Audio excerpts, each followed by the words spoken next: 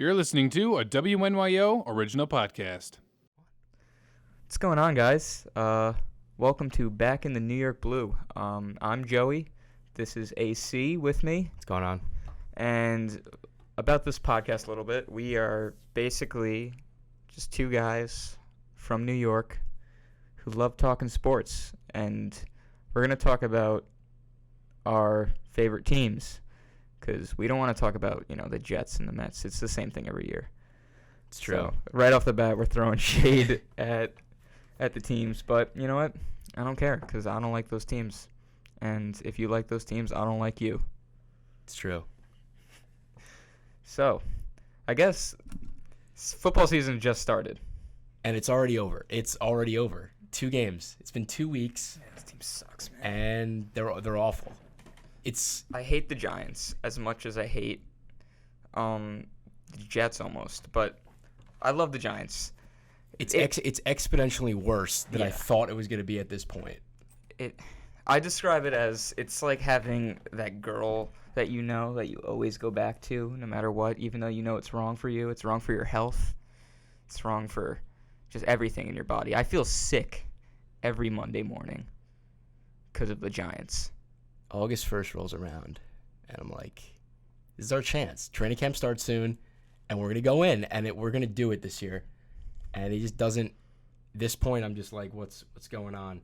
I was really high on the defense, and that was a critical, awful mistake that I made by thinking that trading up into the first round to get DeAndre Baker was a good decision. He even said that he knows he's struggling. And, acceptance is the first step, though. So at least there's that. It's true. But that's not going to help if he's just getting burnt every play. But to be fair, at least his name is actually being called during the game, unlike Dexter Lawrence, who I've heard his name once the entire season so far, and it was a penalty that just took him out of the game. Yeah. So far, even the only thing that they've done right is nothing. Daniel Jones in the preseason. That's the only thing that gave me a little hope. Yeah. So, quick side note story. We were in Endgame last April, seeing it premiere, and I was watching the updates on my phone. You were sitting right next to me, and I saw Daniel Jones chosen the 6th pick in the draft, and I was like, I freaked out. Yeah. But Joey calmed me down. He said, listen, hop on the train. And I said, know what? Choo-choo. I pat him on the back. I give him a back rub. And I said, it's going to be okay. And it is. I'm very high on Daniel Jones. I'm confirming it right now on the first episode of the podcast. Once he officially starts a game, I'm going to buy a jersey. Wow, really? Yep. Really? Yeah, I made my decision, and it's Daniel Jones. You were going to buy a Baker jersey about 2 weeks ago. 2 weeks ago. 2 weeks to the day, probably. And that's not remotely close to happening. He might start this week. Oh, wow. Did you see that? Segueing it into the news. Yeah. So Pat Shurmur said he's been the starter so far. But who's been the starter so far? Eli. Eli's been the starter so far. So far. So far, as in, we don't know yet. I could definitely imagine Daniel Jones taking first-team reps this week. It's definitely a possibility. Here's the problem, though. He's going to be thrown into a tough situation.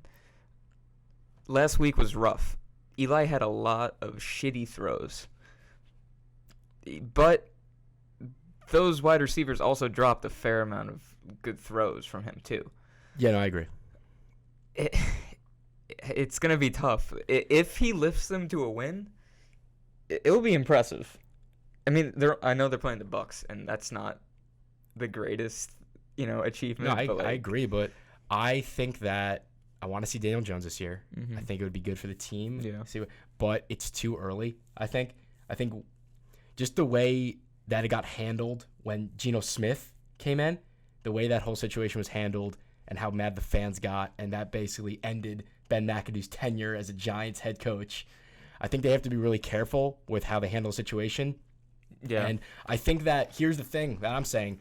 If you take Daniel Jones and put him in week 3 and he struggles, then what are we doing for the rest of the year? We're going to be questioning Yeah. oh, should we have Eli? You can't. But once Eli's out, That's the point he's of no out. return. He's yeah. out. Yeah. You can't bring him back. So you got to be careful of the situation. Also, like you mentioned, no Shepard, no Tate yet. Tate returns week 5. Week 5. So yeah. his 4. So I don't think that the best situation to throw Daniel Jones into is not having your 2 top receivers. Yeah. I'm just looking at a picture of Ben McAdoo right now. God. He's disgusting. Greasy man. He looked greasy. He's a greasy boy. That was probably the funniest press conference ever. It was like the day before he got fired. Yeah. And he said, I'll keep working here as long as my key card works. His key card Did not work that next day. I think a bright spot, though, let's come off the negatives, is Alec Ogletree is actually playing really well. Yeah. For being the quote-unquote veteran, the guy that is the old guy on the team, he's playing, I think, the best out of any defensive player. Yeah. Yeah. He's definitely playing better than the other old dog, Antoine Bethea. He's just getting burnt on every play. I don't think he's playing. Bethea's not playing out there. He's just sitting there and watching the receivers run by him.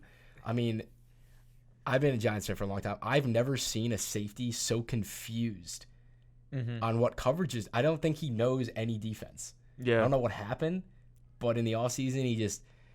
And he's a team captain. He's a team captain. He's the one who has to rally the team. I mean, I'm not saying it, but CTE. He might have forgot Maybe. what how to play defense. I mean, Ogletree's doing fine. How old is he? He's only 27. He's only 27? Yeah, so I don't know what people are saying that he's washed up and he's an old man. I mean, I thought that's he like was prime. like 45. I thought he was 45 too. He looks 45. Yeah. But he's 27, so that's a bright spot. So do you have any other news that you want to talk about the Giants? Well, we were talking about DeAndre Baker and how their cornerbacks are all complete trash. I love Janoris Jenkins. I think he's great, but he used to be the number one guy. He's just like he's the number one guy still, but he's the number one guy on a group of people who are all number 5s on another team. Exactly. So you're the best on the worst. How good are you? This news just broke today, though. Jalen Ramsey wants out of Jacksonville. I did see that as well. But the Jacksonville Jaguars are asking for a first-round pick and more. And more. So what assets do we have? Minimal. We have... Well, they're going to get a good draft pick this year. Probably, which is good. Yeah. So perhaps next year's first? But it's like at the same time, it's like Jalen Ramsey almost fought Doug Marrone. Yeah. Yesterday. Do you really want that? And after you get rid of Odell, who was known for his locker room antics. Yeah, I mean, Pat Shurmur, I don't think... Do you really want to bring a guy like that in? Yeah, I mean, you kind of just got rid of him. In other news, Paul Perkins got cut. You hate to see it because I liked him. I know he wasn't the most skilled guy, but I liked him. I did like him too. And he was the reason why Daniel Jones got noticed, because in that first video clip during training camp of Daniel Jones throwing an absolute bomb, nuke, it was Paul Perkins on the reception. So rest in peace to him. I hope he finds another team. Hope he plays in the NFL again. How many running backs did they have? I think Saquon said that there's a strong possibility that all 5 running backs could make the team. It's like, listen, Saquon, we love you. Yeah. We love you. We love you as much as... It's getting to that point where, like, Saquon is, like, the Tom Brady of the Giants, where it's, like, you can't criticize him at all when you're around Giants fans. Oh, yeah. I think he has full... But you can't. I think he has full immunity from anything. He's full immunity. Like, even if he says something absolutely vile, I think 95% of Giant fans will still be like, know what? Yeah. He's Saquon Barkley. I understand his point of view. I don't agree with it, but I see it. Yeah, but it's like, listen. He's a team captain, though, in his second year, which is impressive. It is very impressive. It's like, I know you're sticking up for your teammates, but there's no shot you're going to have 5 running backs on the depth chart. That's not going to happen. Well, as you say that, which is funny, because now you mentioned that they were going to have 5 running backs on the roster. After they cut Paul Perkins, they now have 5 tight ends on the roster. Who'd they sign? I got to look it up. I forgot off the top of my head, but it was a tight end who they signed to Paul Perkins' place. So now they have 5 tight ends on the roster. Oh my God. Wait, you need to run another PA boot? Yeah. Let's talk about that for a second. That was They ran the same play twice That- against the Dallas Cowboys, and Eli decided to tuck the ball and run, and it was just atrocious. Man, that was the worst play call in a while. Like, usually, like, you remember, like, plays specifically from, like, NFL games, like, Giant games and stuff, or you remember moments. I'm never going to forget that play call. I will never in my life forget that on 4th and 1, the Giants were kind of mostly out of the game, but still, if they scored a touchdown on that drive, they would have still been in it a little bit. Yeah. And they run the same exact bootleg to the right on 4th and 1. It did not work early in the game, not even close. They ran it again, and they did not get it. And I'm not mad. I am mad. I was lying when I said I'm not mad. I'm very mad that they called that play twice. But it's like, why'd you have to call it against the Cowboys? Because you know they're just going to destroy you. Yeah, it's very similar to the situation that happened in the Panthers and Bucs game last Thursday, where they ran that fake Philly special to McCaffrey. Whereas, like, Yeah. Cam Newton is 6'5", 200 whatever pounds. Give it to him and have him run up the middle. It's the same situation because give the ball to your best offensive player, which is Saquon Barkley. Have him run up the middle. Yeah. People are comparing him to Barry Sanders. Give him the ball. You have 1 yard. It's 3 feet. It's true. 3 feet is The man hard. can jump like farther than Michael Jordan can.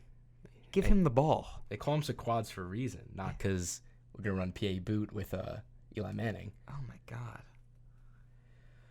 I still have this picture of Ben McAdoo up. I forgot. Ugh. Exit that out. Nightmares. So I think another bright spot is Benny and the Giants.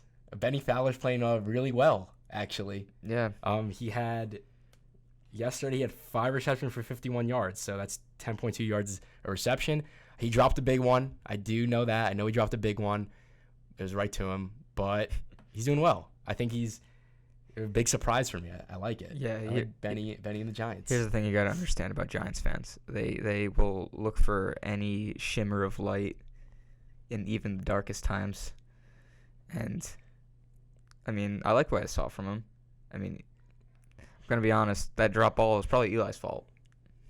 In a roundabout way, it might be. It probably was. Probably was a floating duck that was just floating toward. I liked what I saw from T.J. Jones, though. Yeah, T.J. Jones played really well. Yeah, he could be a solid. He honestly, if they're all healthy, if everyone's healthy, I could definitely see him being the third wide receiver on that team. Yeah, that could Number 3. You can make the case for that. I mean, listen, he's gonna have his time to shine, obviously, because I don't know if Shepard's coming back, concussion protocol. You know how that could take. And Cody Latimer went in the 10 yesterday. He got absolutely destroyed on that play. Yeah, I think honestly, the NFL has to do a better job of. I know they want to protect the quarterbacks and everything, but they got to do a better job of protecting the receivers. What do you mean, man? You can challenge pass interference now. They're protecting the receivers. Yeah. It's just like these guys are getting nailed by these linebackers and these freaks of nature that are playing safety and stuff like that. It's like I always think of that one play where in the AFC Championship where that guy reaches over and just taps Tom Brady on the shoulder and they gave a flag for that. Yeah. It's like meanwhile, do you remember what happened to Brandon Cooks like 2 years ago during the Super Bowl against the Eagles? Yeah, that was destroyed. Death. It's like they got to do something to protect these wide receivers because they're looking at the ball and they're not paying attention to what's around them. And Yeah.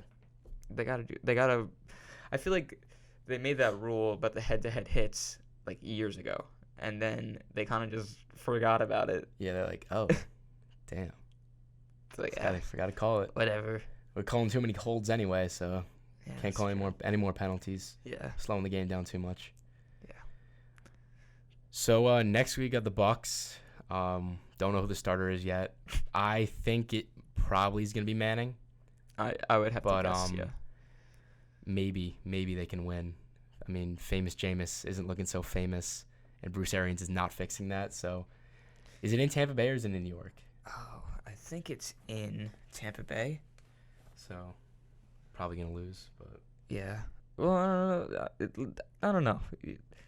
Giants tend to win the games that no one pays attention to. yeah, you're right. It's 4:05. It's in Tampa Bay. Tampa Bay. So, the line on this. Oh, Does ESPN have it or no? Here, I got it right here. The Bucks are -6.5. That might be your lock of the week. I don't think they're gonna win by a touchdown. Yeah. You heard it here first. Yeah. Cold hard locks. Giants +6.5 in Tampa. Here's what I don't understand though. The Giants didn't pass the ball at all their first drive against Buffalo, and they looked amazing. Mm-hmm. Their offensive line looks good. Yeah, I think that is. Listen, if you're not talking about the offensive line, I think that means they're doing a pretty good job. Yeah. You know, you're not listening. Oh, right tackle got beat. Yeah. What right tackle that shall not be named got beat again. Yeah, we don't talk about him. Right tackle they got a holding in the end zone for safety again. Yeah. So I think it's definitely getting there. Yeah. I think the right side of the line is solidified really well. Mm-hmm. I think those two guys additions, Zietler and Remmers, is big. Mm-hmm. And I know Will Hernandez, I remember, was not having a great preseason. I mean, that was just my opinion. I didn't think he looked great, but he looks good. So yeah, nothing much to worry about there. He's definitely got the potential to be a future Pro Bowler.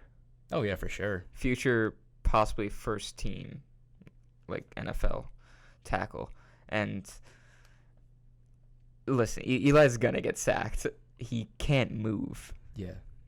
He might as well be in a wheelchair out there. But that's why I think that's the thing that angers me most is that, like, you just see the same mistake done again and again. He gets sacked, and you're like, what are you doing? Yeah. I think any other NFL quarterback can escape. Yeah, and I mean, it's partially Eli's fault-ish, but it's also not. He's old. I mean, what are you going to do? I think you mentioned this when we were watching the game, and I agree with you 100%, is when you watch the Giants, it just seems like that they don't change anything. Mm-hmm. I mean, so like you said, Saquon does an absolutely fantastic job running the ball in the first drive, score a touchdown. Yeah. So then what is obviously Buffalo's going to stack the box. In the second half, they shut him down. Yeah, I mean, after that drive, they're going to stack the box. They're going to put 6-7 guys in there so you can't run it. So we're not adjusting. Yeah. That's the biggest thing for me is, like, I watch this offense not adjust to any adjustments the defense makes. Pat Shurmur just goes, all right, well, I guess we can't win now. Yeah, and as soon as they don't make the adjustments on offense, then their defense shows up and actually plays well in the second half. Yeah. But by then, Eli has to start throwing the ball. It's too late. So it's already too late.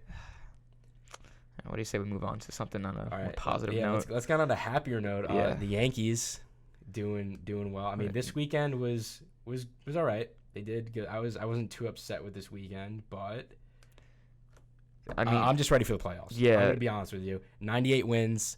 That's guaranteed. It's guaranteed 100. We're probably going to do better than last year, which is incredible because they had such a good year last year. Power Ranks just came out today. They're number 1.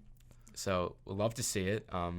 That's making me actually get out of bed in the morning and not just stay in bed all day. Yeah. Contemplate things. If the Yankees had a mediocre season, that would probably be the worst thing. Yeah, but they'll probably clinch the division by the time this podcast comes out.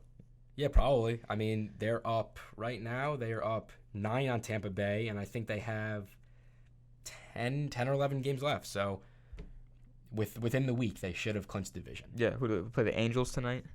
Tomorrow night, I think. Tomorrow night. I think they got a travel day, and then they got the Angels this week, and then this is the last homestand, I think, if I'm not mistaken. Wow. They got 6 games left at home until the playoffs, obviously. They got... Let me pull it up here real quick. Yeah, they got the Angels in Toronto this weekend. They have Toronto, and then they go on the road to Tampa Bay and Texas to finish off the season. So definitely a lot of winnable games there. Hopefully, I'm hoping we get up around like 105, 106. That'd be cool. That would be pretty neat. 105 wins would be cool. How many wins did the Red Sox have last year? Not as much as the Yankees will have this year. I don't know. Yeah, they probably had more. I think they had they had an awesome year, but they're not making the playoffs, so. Yeah. Irrelevant. Yeah. That is the most. They should be able to sweep LA. Yeah, I mean, especially since Trout's gone. No Mike Trout. That team is, I mean, they still have the boy, Foles, who's still somehow kicking. He's kicking. I mean, he's racking up those accolades, like low key though. Has he passed A-Rod in the all-time home run? I think so. He either has or is close because I was calculating it. I think a couple weeks ago. I think if he has like 2 more 25 home run seasons, he'll get to 700. Really? Yeah. He's got to retire after this, man. So He's so slow. yeah, I mean, but listen, he's slow, but he still is doing all right. Yeah. So what do you think about this weekend? The games? You know, they don't really matter. True. They're up by like how many? 10 games, almost 10 games. I'm comfortable where they're at right now. Yeah, me too. Tanaka on Friday I thought he was all right. Yeah. I was definitely a big Tanaka game 1 guy no matter what. Mm-hmm. Like pretty much the whole season, but I don't know, dude. I feel like Paxton It's gotta be the Paxton. Big Maple could be the game 1 guy. Yeah. It's fun watching Aaron Judge nuke baseballs again. He's definitely finding a stroke at the right time. Yeah. He's clobbering the baseball. That one hit, is it last weekend against Boston? Oh my Where God. he hit a ground ball to the wall. Yeah, no, it's ridiculous. 114 exit velo. He's a monster. He hit a ground ball to the Green Monster. Monster of a man. And And I think we called it. We said, listen, we're not worried about Aaron Judge. He did go through a slump, which he will. everyone does, Everyone does. especially because he was injured. Especially because, yeah, he's just a gigantic person. He's going to get hurt. He's a lot of muscles. Yeah. But he heated up right when we expected him to. Exactly. Yeah. And that's what captains do. Since that So give him the C. give him the C. Since that West Coast trip, he's been on fire. Yeah. So What was that? L.A.? They yeah, it was started? the Oakland series. I think he hit an absolute dong missile. Mm-hmm. And then in the Dodger series, he just went off as well. Yeah. Which was good. So it was refreshing. Another thing was Betances came back and was an absolute wizard. Yeah. He pitched 2/3 of an inning and struck out 2 people. So Yeah. you This love to bullpen's see it. special. I mean, this might be like the best bullpen of all time. Different. Yeah, that they're unreal. I mean, you can make the argument that starters. I mean, obviously it's not sustainable for the whole playoffs, but if you need the bullpen to pitch an entire game, you can have like the starter go 3, and you have enough arms to get to the 9th.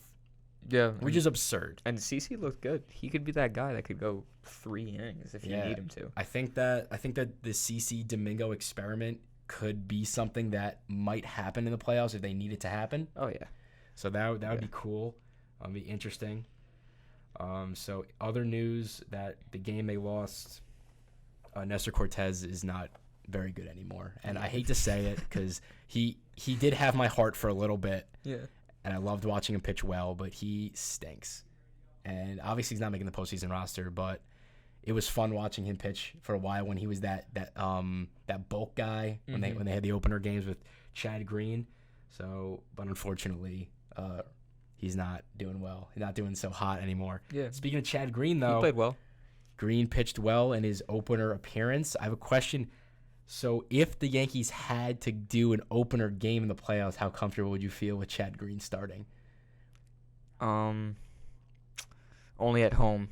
Only at home. I like that answer. Yeah, I think he'd get eaten up if they were like in Houston or something. Yeah, it scares me, but at the same time, like Chad Green, except for maybe twice after he came back from the minor leagues, has really been unreal. Yeah. So if they had to, I could definitely be like, all right, let's see what happens. But also, I would not be shocked if I saw him pitch in a big game though, in a game that he needed to open. oh yeah, no, if they're gonna open, I think it has to be him. Yeah. He's been the opener, so. Yeah, I think If they were up 3-0 against a team, that would be. I would I think very comfortable. Yeah, that would be, I think, best case scenario. Yeah. I think to save an arm, Yeah. if you're up in the series that much, especially in the ALDS. I think if you're up 2-0, Yeah. you can take a chance, which I think that's You good. could definitely take a chance with that. So, Chad Green, 2-0 We believe in you, buddy. in the ALDS. Who are they playing in the ALDS? Who do you think is taking those spots? I think they're gonna play Oakland. You think so? Yeah, I think Oakland will beat whoever. It's either gonna be Tampa Bay or Cleveland. That frightens me.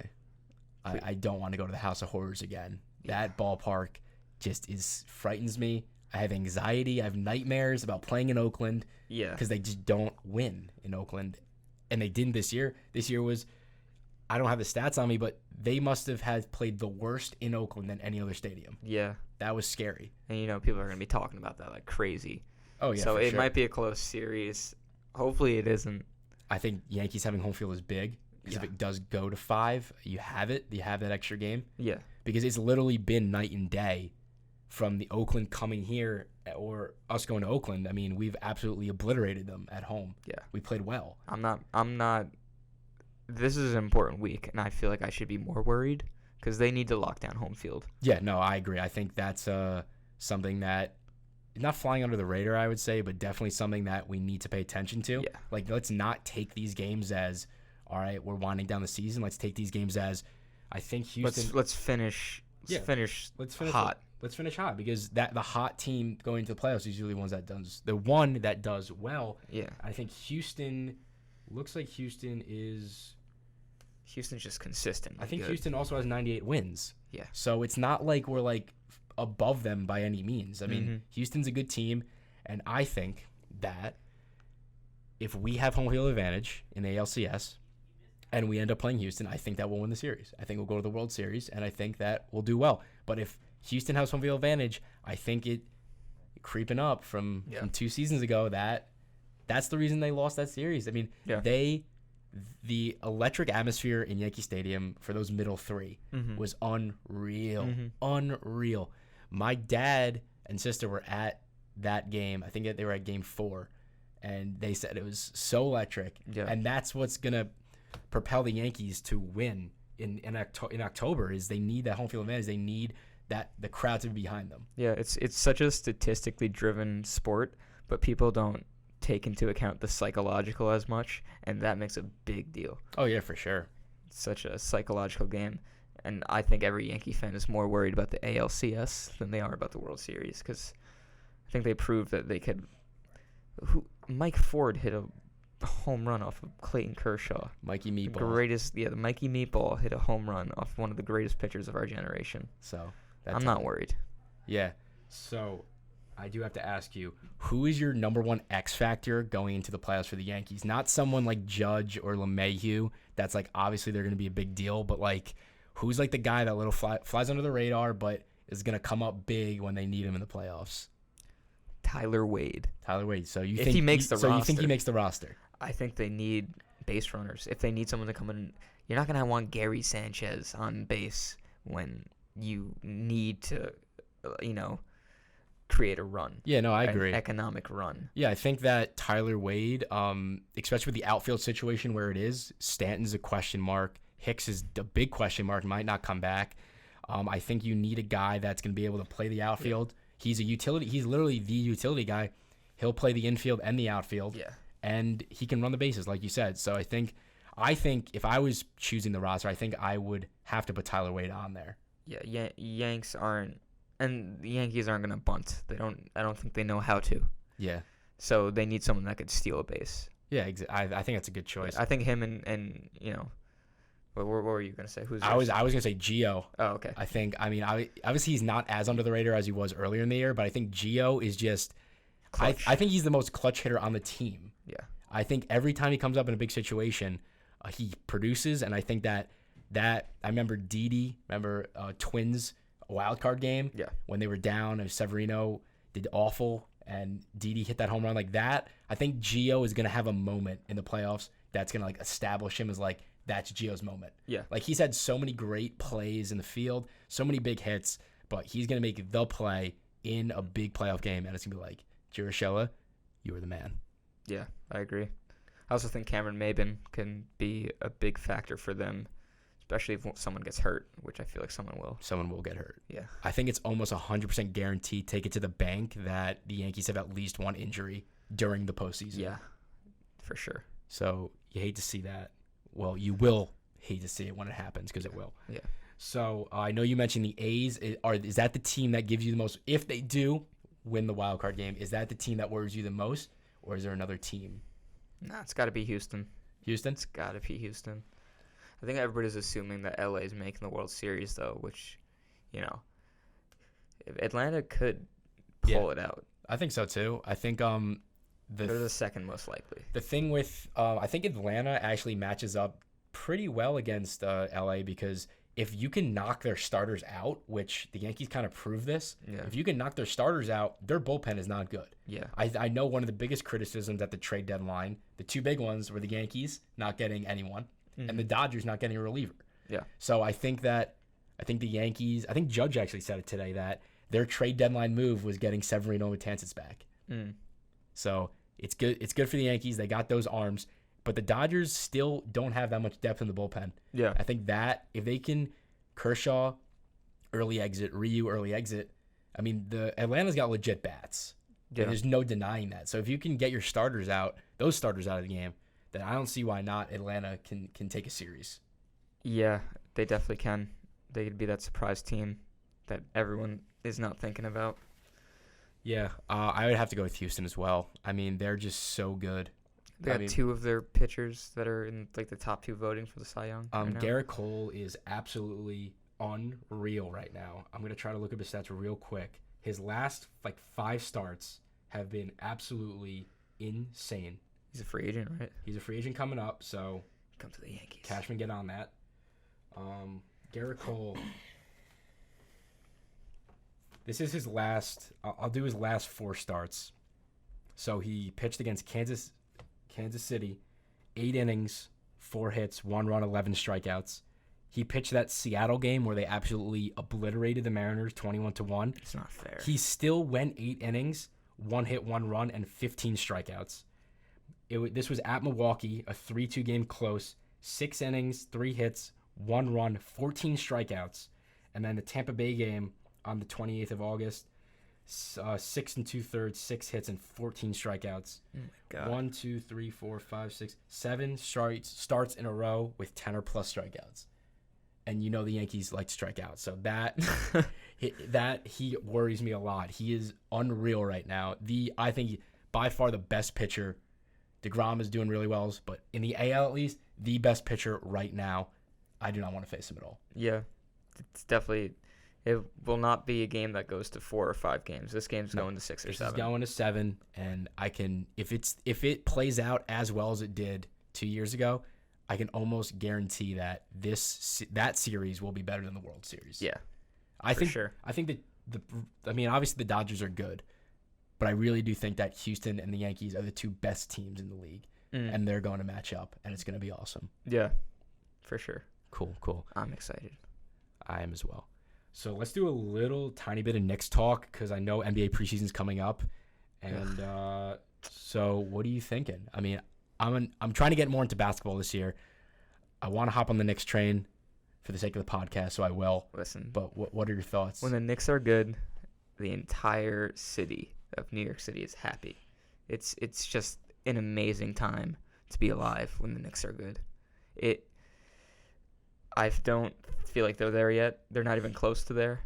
Okay. They still can't attract any superstars. Yeah. And that's because of their ownership, obviously. It's like even like other superstars are saying that they're not signing with. They want to go to New York City. Who doesn't want to go to New York City? But it's the best, by the way. Yeah, it's their ownership. It's totally turned off players to going there. But they've taken a step in the right direction. They're not going to be the worst team in the league this year. That's for sure. My bold prediction is that they snag the 8th seed in the East because I don't think the East is terrible. There's 4 good teams in the East, so it's up for grabs. They added a lot of good role players. Julius Randle is poised for a breakout year. I think he'll be an all-star. I really do. Yeah, I think it's tough losing KD and Kyrie because I know free agency the entire talk was like it was almost guaranteed that it was Knicks.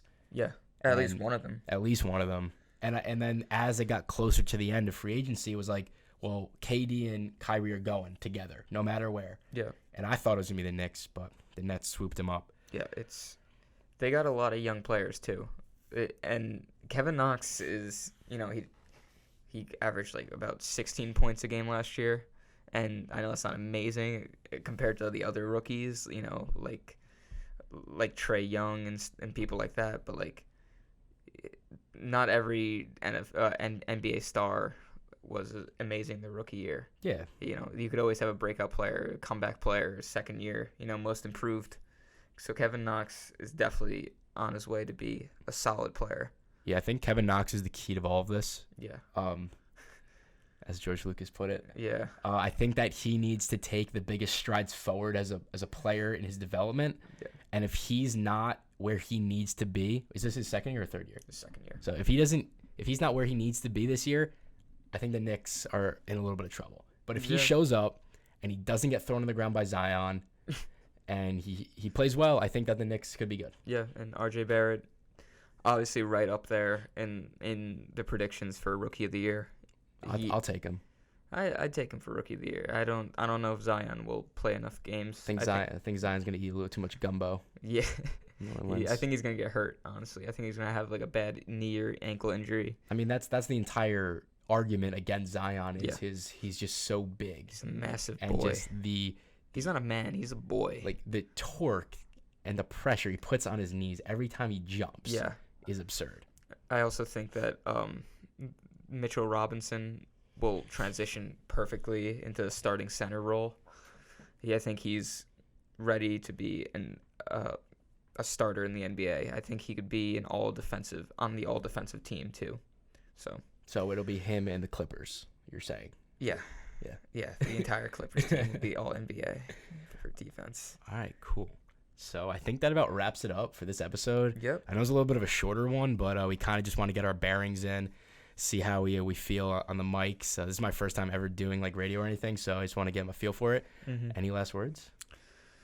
Well, we'll see how this Tampa Bay game goes, and I'm sure we'll be back next week with more complaints. And until then, this has been Back in the New York Blue. Thanks for listening.